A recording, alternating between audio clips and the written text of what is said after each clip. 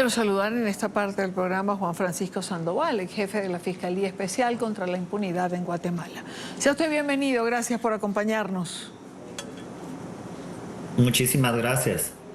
Los gobiernos de Guatemala y Colombia han rechazado la orden de captura contra Iván Velázquez y contra la fiscal general Luz Adriana Camargo. ¿Es legítima esta petición del fiscal Curruchiche?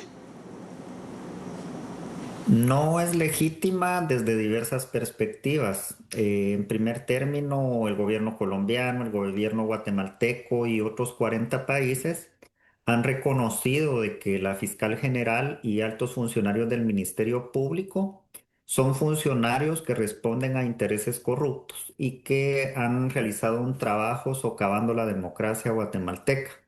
De esa cuenta instrumentalizaron la fiscalía como una herramienta para la persecución de operadores de justicia anticorrupción. Yo soy uno de ellos y otros trabajadores de la fiscalía del organismo judicial nos encontramos en el exilio. De la misma manera, el Ministerio Público ha atentado contra la libertad de expresión. Un ejemplo, un símbolo de eso es que hoy el periodista José Rubén Zamora Marroquín se encuentra detenido. Entonces la justicia, la libertad de prensa como pilares democráticos han sido socavados por la Fiscalía y a esto abona la decisión de la Fiscalía de atentar en contra de la voluntad del pueblo de Guatemala. Hizo todo lo posible por que el gobierno de Bernardo Arévalo no tomara posesión y ahora que se encuentra en el cargo todos los días realiza actos que atentan en contra de la gobernabilidad. Como hace unos días, esto no se conoce mucho en Colombia, pero sí en Guatemala, fueron detenidos líderes campesinos que lideraron las movilizaciones ciudadanas de octubre del año 2023 que propiciaron el respeto a la voluntad del pueblo de Guatemala.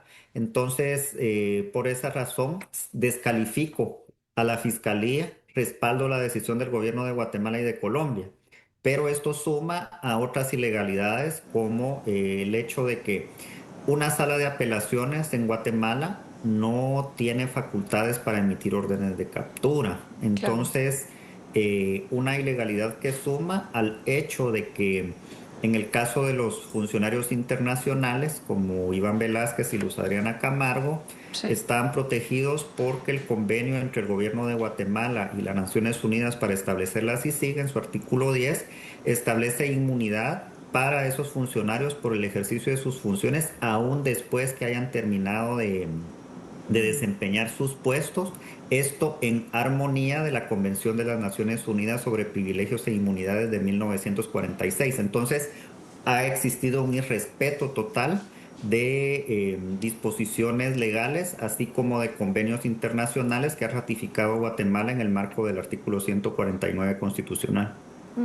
Sabemos que ambos funcionarios trabajaron en lo que fue la CICIG, donde investigaron, entre otras cosas, el caso Odebrecht.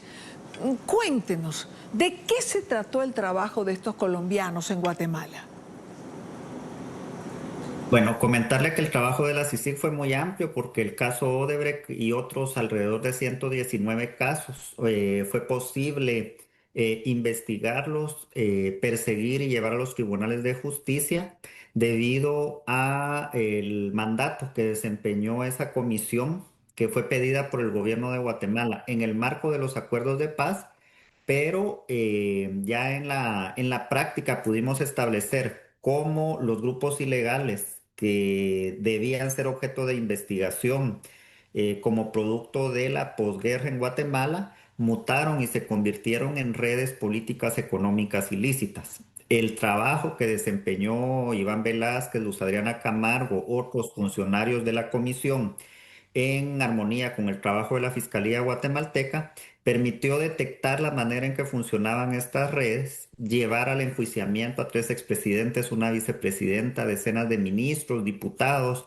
empresarios, inclusive algunos pertenecientes a las élites empresariales que atentaban en contra de los derechos de los guatemaltecos, con el saqueo de recursos en instituciones del Estado, en las aduanas, en los 3 poderes del Estado. También se pudieron detectar casos de grupos de limpieza social grupos que atentaban en contra de la vida de los guatemaltecos por disputas de tierras, de narcotráfico, de lavado de activos, así como la financiación ilícita de campañas políticas. Ahora bien, en el caso específico de Odebrecht, el señalamiento deviene de lo siguiente.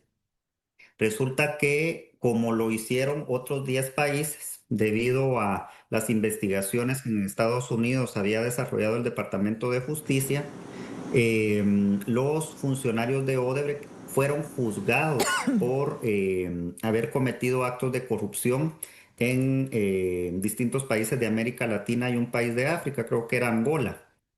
Y en ese sentido, ellos se obligaron a colaborar con las fiscalías. Así las cosas, la ley guatemalteca permite suscribir acuerdos de colaboración eficaz. La ley guatemalteca también permite las declaraciones por videoconferencia.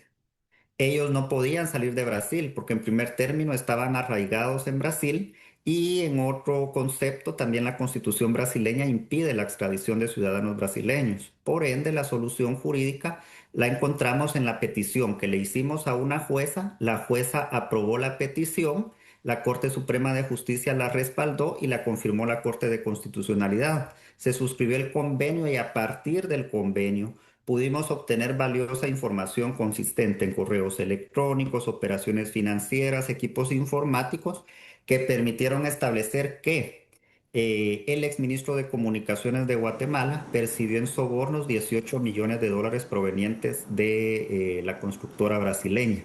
Y ese dinero lo habíamos asegurado en el Mail Bank en Antigua y Barbuda, con una operación transnacional que en Colombia están muy familiarizados con el tema, porque la misma modalidad que realizaron en Colombia la realizaron en Guatemala. Y antes de mi salida del país estábamos por presentar acciones contra 107 legisladores que votaron por aprobar una ley a cambio de sobornos para beneficiar a la constructora.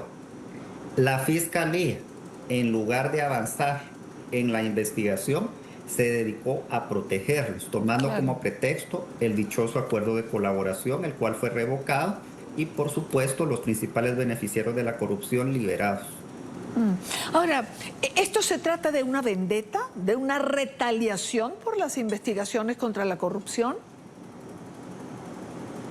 No me queda la menor duda, así lo han establecido no solo mi testimonio, sino los informes documentados del Sistema Interamericano de Derechos Humanos, de la Relatora de Naciones Unidas para la Independencia de Abogados y Magistrados, la Comisión Interamericana de Derechos Humanos, que por cierto había incluido a Guatemala en el capítulo 4B como uno de los estados que en 3 años consecutivos violó sistemáticamente los derechos humanos, como también lo hicieron Cuba, Venezuela y Nicaragua.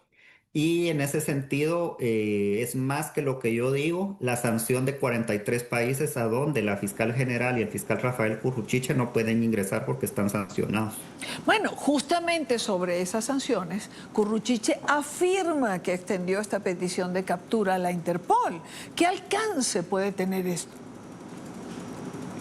Nulo. En el año 2021 intentaron lo mismo conmigo y la Interpol estableció de que existía persecución política, por lo que no podía admitir la gestión pedida por la Fiscalía, y lo mismo ha ocurrido con otros exoperadores de justicia quienes nos encontramos en el exilio.